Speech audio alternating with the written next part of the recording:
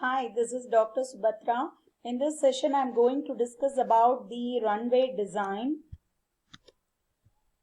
So it is not always possible to orient the runway exactly in the direction what we have obtained from the windrose diagram. Sometimes we have to make few adjustments because of the obstruction, excessive grading and noise nuisance. What are the conditions we are considering as such? That is what data we are assuming when we are designing the length of runway means. The altitude of the airport is at the sea level, temperature of the airport is at 15 degrees Celsius, runway is leveled in the longitudinal direction, no wind is blowing on the runway, but this is not possible. But we are assuming such conditions when we are designing the runway length. Aircraft is loaded to its full loaded capacity. When there is no wind blowing, en route to the destination, there is no wind blowing, and the temperature is standard. Everything we are assuming. The performance of the runway length which decides the length of the runway are normal landing case, normal takeoff case, and engine failure case.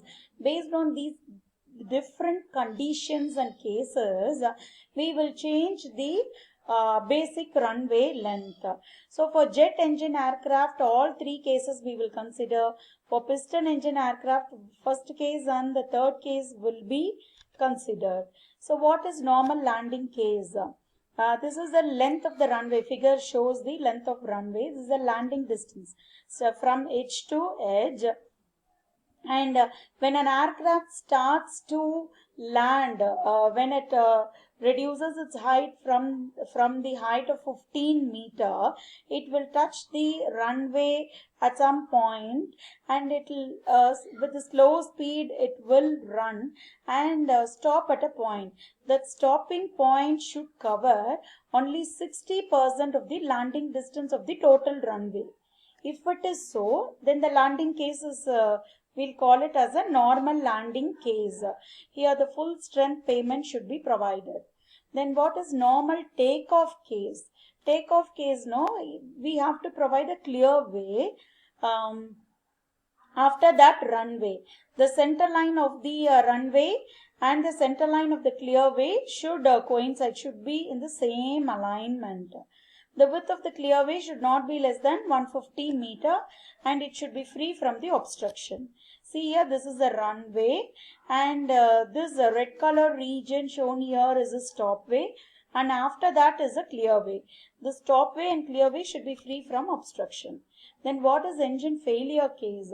In case when the engine fails, we have to provide a longer distance for the runway.